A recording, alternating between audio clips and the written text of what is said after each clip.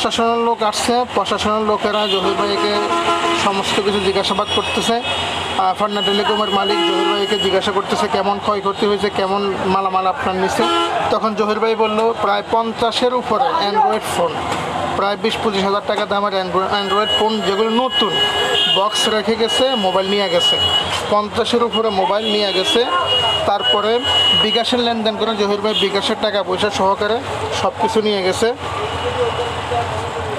তো এরকমভাবে যদি একটা ব্যবসায়ীদের ক্ষয়ক্ষতি করে একে একে 3বার, এবার নিয়ে 3বার শুরু হয়েছে জহির ভাইয়ের এই ফান্না টেলিকম মোবাইল দোকানে। তো একটা ব্যবসায়ী কীভাবে উপরের দিকে উঠবে, কীভাবে একটা ব্যবসায়িক বাজারে ব্যবসা করবে শান্তি মতো? দেখেন, এই সিসি ক্যামেরার মাধ্যমে, সিসি ক্যামেরা দিয়েও দেখতেছে যে চোরকে শনাক্ত করা যায় কিনা, চেষ্টা করতেছে। প্রশাসন লোকেরাও দেখতেছে।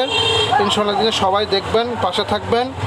আর জহির ভাই সম্পূর্ণ সব কিছু বলতেছে যে আমি এইখানের মধ্যে আজকে কত বছর যাবত ব্যবসা করতেছি, আমার দোকানে একে একে 3বার শুরু হয়েছে, কোনো আমি আগেও শুরু হয়েছে, কোনো পাই নাই, এখন আবার শুরু হয়েছে।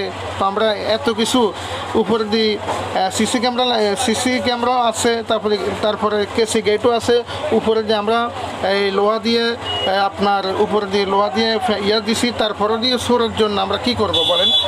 এই সমস্ত কীর্তিকাণ্ড যদি হয়ে থাকে বাজারের ব্যবসায়ীকে, তার ব্যবসায়ীকে করার মতো সেই ক্ষমতা নেই।